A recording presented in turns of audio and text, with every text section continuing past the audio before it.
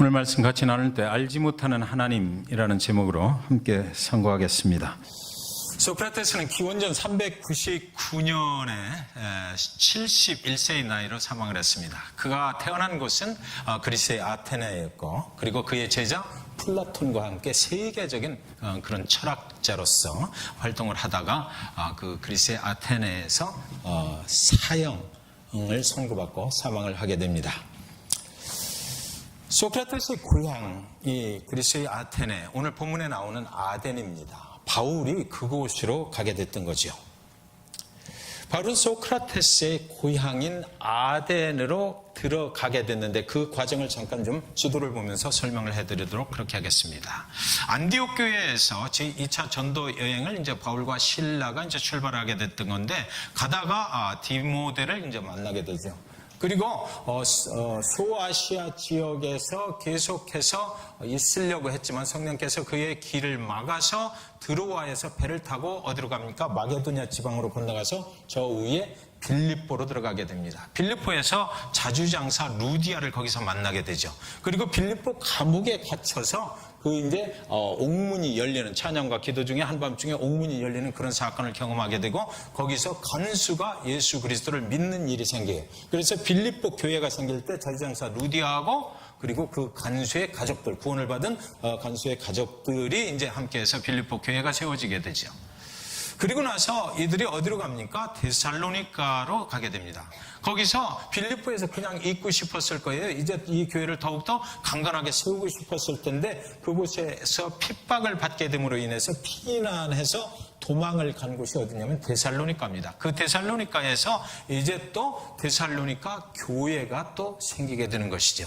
그리고 나서 다시 어디로 가냐면 그 핍박을 피해서 베레아로 가게 됩니다. 베레아에 가서 아주 신사적인 사람들, 하나님의 말씀을 상고하는 사람들을 만났어요. 그런데 데살로니가에서 있던 그 핍박을 하는 유대인의 지도자들이 거기까지 깡패들을 데리고 쫓아오게 돼요.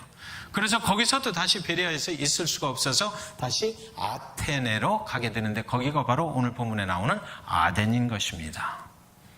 여러분, 복음을 증거하는 가운데 계속해서 바울 일행의 길을 인도하고 있는 것은 핍박이었어요.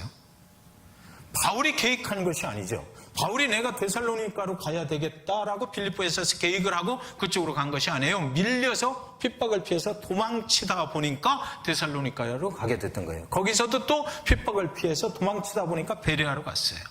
그 베레아에서도 계속해서 핍박 가운데 이제 도망을 쳐서 간 곳이 바로 그 실라와 디모데는 거기다 남겨두고, 그리고 나서 얼마나 급했든지 아덴으로 갈 때 바울만 혼자 먼저 그쪽으로 가게 됐던 것이에요. 바울은 가는 곳마다 그렇게 핍박을 당했어요. 그 핍박을 피해 도망자처럼 죄도 없지만 그는 계속해서 도망을 다니는 것입니다. 도망을 칠 때 그가 무슨 계획을 가지고 다음 행선지를 결정할 수가 없었을 것이에요. 피할 수만 있다면, 이 핍박을 피해서 어디론가 내가 가야 된다면 그저 그냥 그 길로 도망을 쳐야만 했던 것이죠. 바울은 오늘 그렇게 해서 아덴에 이르렀는데, 그의 길을 인도한, 저와 여러분이 여기서 잘 보아야 될 것이 있는데요, 그의 길을 인도하는 것은 그가 아니었다는 거죠. 그 자신의 갈 길을 그가 정하고 하나님께 기도하고 그 하나님께서 그 자신의 기도에 응답해 주셔서 그의 길을 가게 됐다는 것이 아니고요, 피할 수 없는, 어쩔 수 없는 코너에 몰린 상황을 누군가가 만들어 주어서, 그것도 핍박이라는 방법으로, 박해라는 방법으로 만들어 주어서 그가 도망치지 않고는 견딜 수가 없어서 도망쳐서 간 곳에서 사람들을 만나게 하시고 그곳에서 교회가 생기게 됐다라고 성경은 말하고 있는 것입니다. 바울의 선교 여행의 길을 계획한 것은 바울이 아니었고 사람이 아니었어요. 핍박이었다라는 것입니다. 그는 드디어 당시 헬라 문화의 아주 중심 도시인 아테네에 당도하게 되었던 것이에요.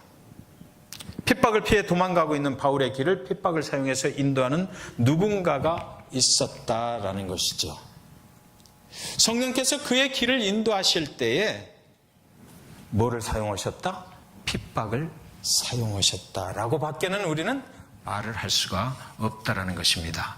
하나님께서 하나님의 일을 위해서 저와 여러분을 사용하셔서 무언가를 하시기를 원하신다면 그때 무엇을 사용하실 수 있다? 핍박과 박해를 사용하셔서 우리를 코너에 몰아넣으시고 우리를 하나님이 원하시는 길로 인도해 가실 수 있다라는 것이죠. 그것은 우리가 원하는 것은 아니지만 누가 원하는 것이다? 하나님께서 원하시는 것이다라는 것이에요. 17장 16절에 보면 바울이 아덴에서 그들을 기다리다가 그 성에 우상이 가득한 것을 보고 마음에 격분했다 이렇게 되어 있습니다.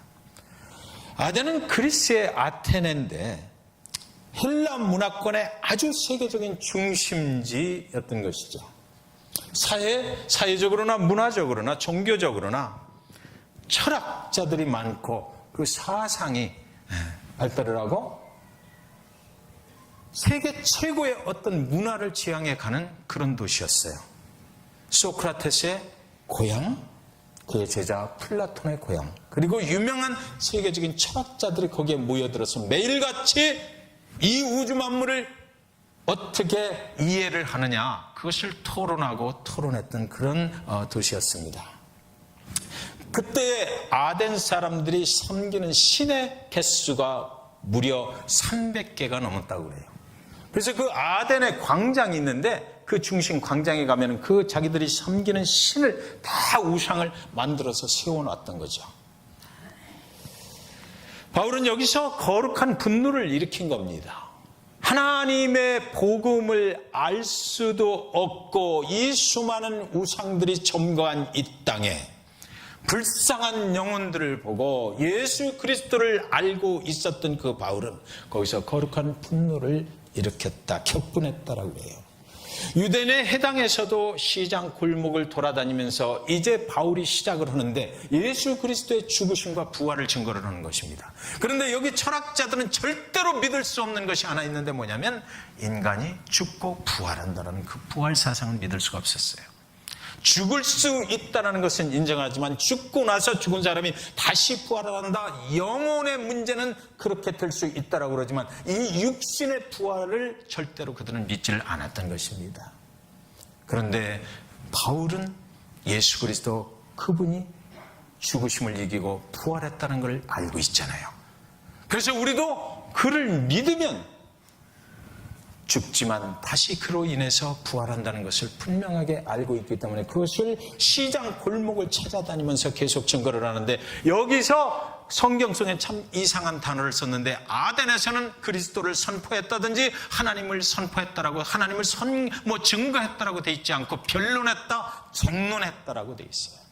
그러니까 이 아덴에 살고 있는 사람들은 굉장히 디스커션 하기를 좋아했던 사람이다. 말꼬리를 잡고 늘어지고 해서 네가 지금 말하는 것이 내가 듣지 못한 것이었는데 그것이 무슨 의미냐라는 것을 계속해서 캐려고 하고 그랬다라는 거죠. 그러니까 무슨 얘기가 되는 겁니까? 복음을 증거하기에 너무나 어려운 그런 사람들이 그곳에 살고 있었다는 것이죠. 17장 19절에 보면 그를 붙들어 아레오바고로 가며 말하기를 네가 말하는 이 새로운 가르침이 무엇인지 우리가 알 수 있겠느냐 그랬어요. 아레오바고는 이 아덴이라는 도시에 아주 그 산등성이에, 그러니까 거기에 올라가면 모든 도시가 다 한눈에 들어오는 그런 곳입니다. 굉장히 중심지인 그곳에 있는 광장이에요. 그래서 때로는 공청회 같은 것이 거기서 열리기도 하고 때로는 재판이 거기서 열리기도 하는 곳입니다. 그런데 오늘 본문을 보면, 가만히 보시면 그를 붙들어서 아레오바고로 데려갔다 이렇게 돼 있거든요. 그냥 바울, 너가 전하는 그 하나님, 그 예수가 누구인지 우리가 듣고 싶으니까 나랑 같이 좀 아레오바고 그곳으로 가겠느냐라고 해서 데리고 간 것이 아니고 그를 체포했다라는 거죠. 붙잡았다. 안 가고는 배기지 못하게 만들어서 끌고 갔다라는 것이에요. 그래서 그 광장에서 네가 말하는 이 새로운 가르침이 무엇인지 우리가 알 수 있겠느냐라고 그를 끌고 갔던 것입니다. 그러니까 바울의 입장은 지금 끌려가서 말을 하지 아니하면 안 되는 그런 입장으로 거기에 가게 됐던 거죠. 그런데 바울의 속마음을 한번 생각해 보시기 바랍니다. 자, 지금 계속해서 핍박을 받고 왔는데 가면 갈수록 어디로 오는 거예요? 세계 문화의 중심지로 누군가가 그를 핍박을 통해서 인도해 갔다는 거죠. 네. 여기서 절호의 복음을 전할 수 있는 커다란 찬스를 그는 만나게 됐다라고 밖에는 할 수 없는 거예요. 바울은 우리가 인생을 살면서 그렇잖아요. 그리스도 예수를 믿고 하나님을 믿기가 그렇게 쉬운 것이 아니에요. 복음을 증거하는 건 쉬운 일이 아니잖아요. 그래서 어렵고 누군가가 나를 떠밀어서 가다 보니까 어디에 서 있다? 아주 많은 사람들에게 복음을 증거할 수 있는 그런 찬스를 만나는 그런 기회 속으로 우리가 들어갈 수 있게 됐다. 지금 바울이 그런 거죠. 세계 문화의 중심지, 철학자들이 다 모여있는 그곳 중심에서 가장 높은 곳에서 이제 예수 그리스도의 그 복음을 증거할 수 있는 절호의 찬스를 그는 맡게 됐다. 여기 유대인의 해당이 있거든요. 그러니까 유대인들이 거기에 해당에 있는데도 불구하고 얼마나 우상을 많이 섬겼는지 그 사람들이 말하는 하나님 이런 것들이 성경에는 별로 기록이 없어요. 그러니까 바울이 격분해서 일어서서 분명하게 말할 수 있는 절호의 찬스를 이제 맡게 됐다. 그런데 이 아레오바고 여기에 대해서 우리는 좀 알아볼 필요가 있어요. 그래서 보니까 이 아레오바고는 지금 사진을 보았던 그 소크라테스가 판결을 받을 때 최후 진술을 여기서 했던 곳이에요. 그리고 나서 거기서 사형 판결을 받았던 곳입니다. 소크라테스가 그때 무슨 제목으로 거기에 섰었냐면 신성모독죄, 그리고 젊은이들을 선동해서 이상한 짓을 한다라는 그런 제목, 두 가지 제목을 가지고 그곳에서 사형 언도를 받고 말았던 그런 곳입니다. 그러니까 바울이 거기로 지금 붙잡혀간 거거든요. 그러니까 바울도 잘못하면 지금 그런 사형 판결을 거기서 얼마든지 받을 수 있는 그런 입장에 놓이게 됐는데, 근데 바울은 여기서 어떻게 합니까? 21절에 보면 모든 아덴 사람과 거기서 나그네된 외국인들이 가장 새로운 것을 말하고 듣는 것 이외에는 달리 시간을 쓰지 않음이더라. 여기 사람들은 모든 시간을 거기에 쏟는 거예요. 새로운 사실, 새로운 진리가 있나, 새로운 철학이 있나, 새로운 사상이 있나, 그것에 하루 종일 쫓아다니는 것입니다. 그러니까 무슨 얘기냐면 바울에게 주어진 시간이 한도 끝도 없이 쓸 수 있었을 것이다라는 거죠. 자기가 얼마든지 자기가 알고 있는 그 복음에 대해서 말을 할 수 있는 시간적인 여유가 충분히 있었고, 세계 각국에서 모인 철학을 하는 사람들, 이상한 사상을 가진 사람들, 우상을 섬기는 사람들이 거기 다 모여 있었을 것이다. 이 동네에 오늘 새로운 지식을 전하는 사람이 들어왔구나, 내가 가서 들어봐야지 라고 많은 사람들이 거기에 모였을 것이다라는 것이에요.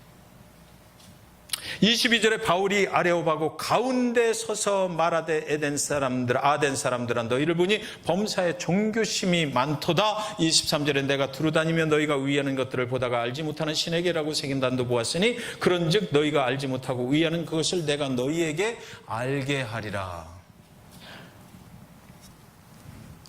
여기 본문에 보면 아레오바고 그 언덕에 섰는데 어디에 섰다? 가운데 섰다. 이것은 하나님의 역사입니다. 하나님께서 그를 세상의 최대의 문명의 도시 가운데 가장 잘 보이는 중심에 세워주셨다라는 거예요. 그래서 그는 거기서 이제 자기가 경험한 아덴에서 경험했던 일들과 하나님에 대해서 말할 수 있게 된 것입니다. 그는 아덴의 가장 가운데 드는 곳에서 잭슨빌 중앙 침례교회 이름을 지을 때 잭슨빌의 중앙에 서자라는 것이었어요. 가장 중심에 서보자. 그래서 가장 중심에 서서 영적인 중심에 서는, 잭슨빌을 인도할 수 있는 그런 중심에 서보자라는 것이 하나님이 주신 비전이었습니다. 인간 세상의 최고의 학문을 자랑하는 사람들의 중앙에 그날 바울은 서게 됐다라는 것이죠. 하나님께서 그를 거기까지 인도하셨다라고 밖에는 볼 수가 없어요. 바울이 말합니다. 너희가 종교성이 많도다. 너희가 형식과 전통과 그리고 어느 신이든지 가리지 않고 가서 당신의 성공을 위해서, 당신이 원하는 것을 얻기 위해서 예배하고 제물을 드리고 하는 그런 것들이 너무나 많도다. 수많은 우상들을 내가 보게 되었다. 그런데 너희가 섬기는 신 중에 알지 못하는 신에게라고 쓴 그런 제단도 보았다. 그래서 내가 오늘 그 너희가 알지 못하는 신에 대하여 내가 설명을 해주겠다라고 말을 시작해요. 그러니까 이쯤 되면 그곳에 우리가 살고 있었다면 아마 바울의 그 다음 말이 무엇일까 기대를 했을 것입니다. 긴장 속에 모든 사람들이 바울에게 집중을 하게 됐던 거죠. 여러분, 바울이 알지 못하는 신에 대해서 설명을 시작하는데 24절, 25절에 보면 우주와 그 가운데 있는 만물을 지으신 하나님께서는 천재 주재신이 손으로 지은 전에 계시지 아니하시고 25절에 또 무엇이 부족한 것처럼 사람의 손으로 섬김을 받으시는 것이 아니니 이는 만민에게 생명과 호흡과 만물을 친히 주시는 이심이라 라고 말을 하기 시작하거든요. 자, 우리는 이미 사도행전을 주일 성경 공부반에서 공부했어요. 그래서 제가 오늘 열심히 공부하신 것을 좀 테스트를 좀 하려고 합니다. 여러분, 자, 300개의 우상이 있어요. 우상신들이 있어요. 그런데 그 맨 끝에 알지 못하는 신에게라는 또 제단도 또 있습니다. 그리고 나서 바울이 뭐라고 얘기하면 내가 지금부터 설명을 하는 것은 이 알지 못하는 신이 어떤 신인지를 내가 너희들에게 설명을 하겠다 이렇게 나오거든요. 그러면 여러분 질문을 드릴게요. 그러면 지금 바울이 설명하는 이 알지 못하는 신은 하나님인데, 자, 제 질문은 뭐냐면, 그렇다면 그 하나님이 이 우상들과 똑같은 선상에서 역사하시는 그런 하나님인가라는 거죠. 네. 여러분 어떻게 생각하세요? 바울이 지금 그걸 설명하겠다는 거예요? 너희들이 섬기는 이 300개 중에 또 하나 더 보태서 하나님도 똑같은 레벨의 그런 신이다라고 설명을 하길 원했는가라는 거죠. 네. 여기 성경에 그렇게 돼 있는데 너희가 알지 못하는 신에 대해서 내가 알려주겠다 그랬어요. 네. 아니죠. 아니에요. 사람들의 관심을 끌기 위해서 그렇게 설교를 시작했을 뿐이지 실상은 그 다음 시작하는 것을 보면 뭐라고 시작하냐면 모든 우주 만물의 창조자가 되시는 하나님이 이 알지 못하는 신이다라는 거예요. 그러니까 모든 우주 만물의 창조자가 되시는 하나님이다라고 하는 것은 뭐냐면 이 우상신들 300여 개가 넘는 것들도 이분이 만드시고 이분이 통치하고 관리하신다라는 거죠. 모든 것은 피조물이다라는 거예요. 그걸 말하긴 해요. 그러니까 바울이 머리가 참 비상해요. 관심을 딱 끌어놓고 그러면 알지 못하는 신이 누구야? 라고 관심을 끌어놓고 거기다가 모든 우주 만물을 다스리신 이 하나님에 대해서 내가 선포를 한다라고 나가는 것이에요. 예.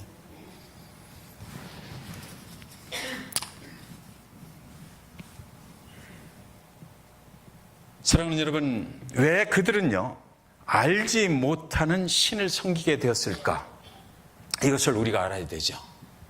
왜 그들은 그러면 그 알지 못하는 신을 만들었는가라는 거예요. 300개가 되는데 신이. 그것을 알아보았더니 옛날에 그 아덴이라는 동네에 커다란 전염병이 돌았던 적이 있어요.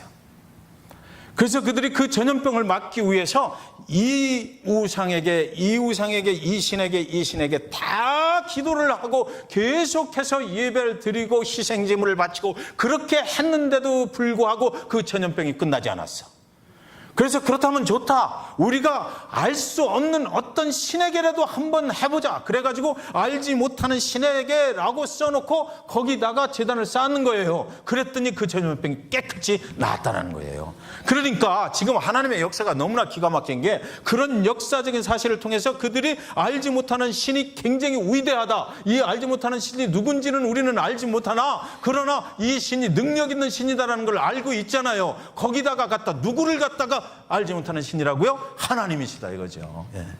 너희의 모든 문제를 해결하실 수 있는 분은 하나님이시다라고요. 예. 너희가 여지껏 알지 못하고 믿었던 그 신이 바로 내가 증거하는 하나님이시고 모든 우주 만물의 역사를 주관하시는 분이시고 그분이 능력이 있으신 분이다. 저 우상이 아니다라고 그는 선포를 했던 것이에요. 사랑하는 여러분, 그런데 이제 오늘날 우리에게도 알지 못하는 신이 있지 않습니까?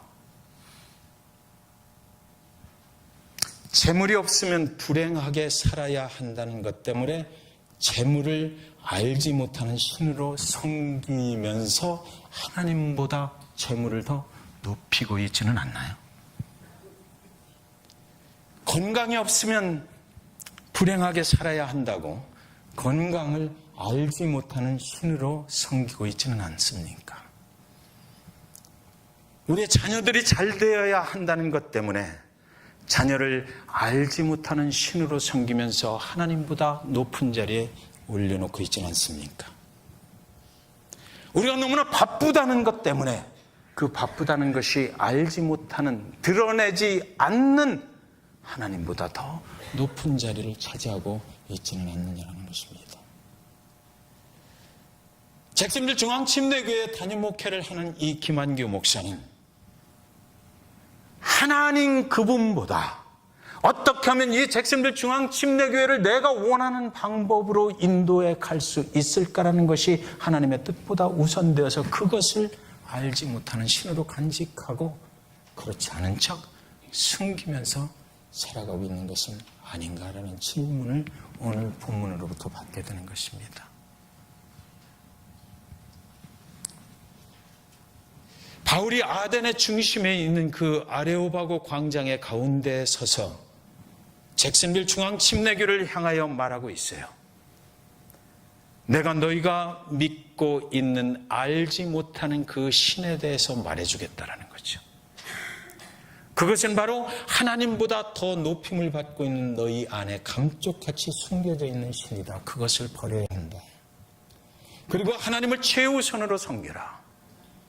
하나님보다 높은 자리를 차지하고 있는 내 안에 숨겨진 것들의 자리에 이제 그리스도의 영으로 채워야 된다라고 말하고 있는 것입니다. 아덴 사람들에게 그 알지 못하는 신, 너희가 알지 못했던 것 그 싹 집어쳐버리고 이제 하나님, 내가 지금 오늘 선포한 그 하나님으로 채워라라는 것이에요. 우리 안에 있는 알지 못하는 신을 끄집어내야 하지 않느냐라는 거죠. 하나님보다 더 우리의 인생의 중심에 자리 잡고 있는 것, 그래서 하나님의 예배를 걸을 수밖에 없고, 그래서 하나님 아버지 앞에 나가는데 걸림돌이 되는 이런 것들, 그것을 막상 드러내지 못하고 내 안에만 가지고 끙끙거리면서 하나님과 인생의 그런 알지 못하는 신 사이에서 방황하고 있는 저와 여러분의 모습을 보고 바울이 그 아덴의 아레오바고 그 중앙에 서서 그거 없애버려야 하나님께로 온전히 갈 수 있을 텐데, 하나님의 영광을 위해서 살아간다고 하지만 정작 하나님의 영광을 나타낼 기회가 오면 내 일 때문에 바쁘고 내가 생각하고 있는 그것이 이루어지지 않아서 그것을 먼저 우선으로 섬기며 살아가고 있는, 그 알지 못하고 드러내지 않고 내 속에 숨어있는 그것을 없애야 될 텐데, 그래야 하나님 아버지 앞에 온전히 갈 수 있을 텐데, 그분이 모든 우주 만물의 창조자가 되시고 우리의 인생을 오늘도 인도해 가시고 우리를 영원한 생명의 길로 인도하시는 하나님이시고 예수 그리스도 그분이시지만, 그러나 우리가 그저 믿고 알고 있는 것으로 끝나는 것이 아니라 정말 내 안에 있는 알지 못하고 하나님 앞에 숨겨져 있는 그런 것들을 완전하게 제거해 버려야만 하나님 그분 모든 우주 만물의 그 창조주가 되시는 그분 앞에 내가 거침없이 나갈 수가 있을 텐데, 하나님보다 더 우리 교회의 중심에 자리 잡고 있는 그 알지 못하는 신을 제거해야만 할 텐데 라고 바울이 오늘 저와 여러분에게 말씀하고 있다고 저는 믿습니다. 요한복음 14장 6절, 예수께서 이르시되 내가 곧 길이요 진리요 생명이니 나로 말미암지 않고는 아버지께로 올 자가 없느니라. 시인 제임스 로웰이라는 사람이 이렇게 말했더라고요. 자기 자신과의 관계에서 100% 진실하지 못한 사람은 그 누구도 커다란 업적을 남길 수 없다. 믿음의 사람, 그 믿음의 사람들 중에서도 성숙한 믿음의 사람은요, 자기 자신 안에 하나님 우선으로 살지 못하며 자신의 길을 막고 있는 그 알지 못하는 신을 진실하게 하나님 예수 그리스도 앞에 밝혀낼 수 있어야 된다는 거예요. 그래야 성숙한 그리스도인으로 살아갈 수가 있다는 거죠. 저와 여러분 속에 혹시나 감추어진 것 있어요? 남들이 알 수 없는 것, 그러나 나만 알고 있는 감추어진 것, 그래서 하나님 앞에 제대로 나갈 수 없는 것. 여러분, 예수 그리스도 그분께서 말씀하시는 것이에요. 내가 길이 아니다라는 거죠. 내 인생의 길을 내가 가지 않는다라는 것이에요. 바울의 길을 인도하셨던 그 분이 하나님이시고 하나님의 성령께서 인도하셨던 것과 마찬가지로 저와 여러분의 길을 생명의 길로 인도하시는 분은 내 노력이 아니고 내가 생각하는 그런 계획들이 아니고 누군가 우리의 길을 인도하시는 분이 있는데 그분이 바로 예수 그리스도 그분이시다는 것입니다. 내 자신이 진리가 아니라는 것입니다. 그 철학의 그 최고의 철학자들이 모여있는 것, 너희들이 믿는 것, 너희들이 지금 하고 있는 것, 그것이 진리가 아니다라는 것이에요. 우리가 아무리 똑똑하고 아무리 좋은 대학을 나오고 아무리 훌륭한 그런 문화권에서 자라났다 하더라도 사도 바울도 얼마나 똑똑한 사람입니까? 이 사람이 그날 거기서 그냥 말았겠어요? 나도 옛날엔 너희들처럼 똑똑했다 얘기했을 거예요. 그런데 내가 예수 그리스도 그분을 만나고 나서 담메색 도상에서 엎드려 쓰러진 후로 나는 정말 내 인생의 새로운 길을 알게 되었고 하나님 예수 그리스도 그분이 나와 어떤 관계가 있는지 정말로 알게 됐다. 너희들 지금 이렇게 살아가는 거 아니야 라고. 그것은 진리의 길이 아니야. 너희가 믿는 거 잘못했어. 그렇게 말했을 거예요. 나로 말미암아 하나님께로 가는 것이 아니라 내 노력으로 가는 것이 아니라 나를 위해 죽으시고 나를 위해 부활해 주신 그 예수 그리스도 그분만이, 오직 그분만이 우리를 영원한 생명의 길로 인도하실 수 있다는 거죠. 우리 안에 감추어진 알지 못하는 신, 다시 말하면 드러내지 않고 섬기는 신을 하나님 예수 그리스도 그분의 십자가 앞에 내려놓아야 됩니다. 여호수아는 모든 사역을 마치고 그 말을 이스라엘 백성들에게 이런 식으로 표현을 했더라고요. 여호수아 24장 15절. 만일 여호와를 섬기는 것이 너희에게 좋지 않게 보이거든 너희 조상들이 강 저쪽에서 섬기던 신들이든지 또는 너희가 거주하는 땅에 있는 아모리 족속의 신들이든지 너희가 섬길 자를 오늘 택하라. 오직 나와 내 집은 여호와를 섬기겠노라. I don't care 어떤 신을 섬기든지 내가 알지 못하는 신을 너희들 섬기려면 섬겨. 그러나 나는 아니야. 나는 영원한 생명의 길로 인도하시는 그 약속을 불변 없이 지키시는 여호와 그분만을 섬길 거야. 수많은 사람들이 하나님의 백성으로 함께 가나안 땅에 들어갔지만 그러나 그곳에서 여호수아가 볼 때 너희들이 다른 신을 섬기고 있구나라는 생각이 들었기 때문에 이런 거 아니겠어요?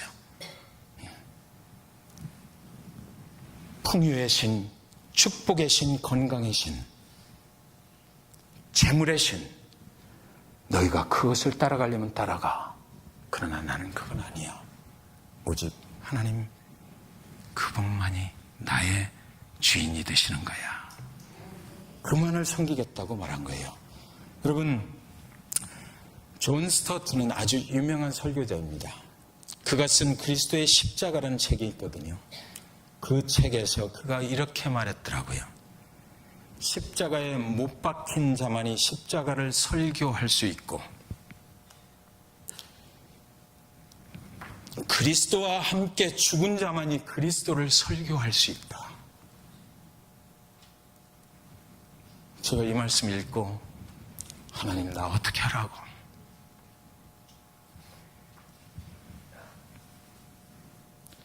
하나님 나는 어떻게 하라고? 내 안에 여러 가지 다른 우상의 신들이, 알지 못하는 신들이 아직도 많이 들어있는데 그러고도 여지껏 주님의 십자가 설교를 해왔는데 예수 그리스도가 어떤 분이라고 이야기하고 그것을 주일 예배, 수요 예배, 토요일 예배마다 선포하며 살았는데 그럼 나는 어떻게 하라고? 자격 없는 자가 여지껏 그 짓을 했다라고 하나님이 존 스토트를 통해서 말씀하시는 거군요. 십자가에 못 박힌 자만이 십자가를 설교할 수 있대요. 그 십자가를 나의 삶 속으로 끌어들여서 경험한 자만이, 그리스도와 함께 죽고 그리스도와 함께 살아나는 인생을 경험한 자만이, 그래서 사도 바울처럼 내가 이제 이전에 살았던 그 모든 세상의 삶은 배설물과 같이 여기노라. 내가 달려갈 길은 오직 그 예수 그리스도의 표대밖에 없도다라고 고백하는 그런 삶을 살지 않으면 그리스도의 십자가에 대해서 설교할 자격이 없다라는 거죠. 그리스도의 복음, 이것은 아덴의 우상을 파괴하는 것입니다. 그날 그 사도 바울의 그 설교를 통해서 300개가 넘는 그 우상이 예수 그리스도의 능력으로 완전히 파괴돼 버리는 순간인 거예요. 그리스도의 복음은 우리의 삶의 우상을 파괴하는 것입니다. 우리가 믿습니다라고 얘기하는 순간 내 안에 들어와 있던 숨겨져 있던 모든 우상들이 그리스도의 영으로 그 능력으로 파괴시켜버리는 거예요. 그렇지 않으면 그리스도와 함께 죽고 그리스도와 함께 부활할 수가 없어요. 내가 여전히 가지고 있는 것 그대로 가지고 있으면서 어떻게 그리스도 예수에 대해서 말할 수 있느냐고요. 그리스도의 복음은 인간의 삶의 가장 높은 곳에 그리스도 예수 그분을 올려드리는 것입니다. 바울은 지금 아덴에서 그것을 하고 있는 거예요. 내 안에 있는 욕망이 있잖아요. 숨겨진 거, 드러나지 않는 거. 하나님 앞에 나가기에 너무나 어려운 것들.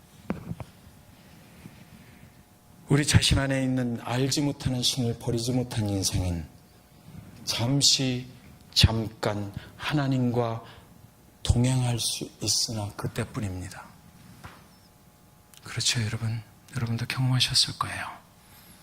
내 안에 있는 것들, 그리스도 앞에 버려야 될 것들을 버리지 못하고 은혜 받은 것 같으나 그 은혜 안개같이 사라지는 날이 금방 올 것입니다. 그냥 온전하게 예수 그리스도 그분과 함께 죽고 그분과 함께 살아가는 인생이라면 그 받은 은혜 영원까지 갈 수 있잖아요. 이 세상 끝날까지 하나님과 동행하시려면 우리 안에 들어있는 이 알지 못하는 신이 무엇인가 오늘 이 시간 기억하시기 바라고 주님 앞에 좀 내놓았으면 좋겠습니다. 그래서 아덴의 우상처럼 우리 안에도 우상들이 있다면 그 우상을 먼저 제거하고 이제는 세상 끝날까지 우리의 구원자가 되시는 예수 그리스도만 믿으면서 그 예수를 전하면서 평생을 담대히 복음 안에서 살아가시는 축복이 있으시기를 이 시간 주님의 이름으로 간절히 축원드리는 것입니다. 기도하겠습니다.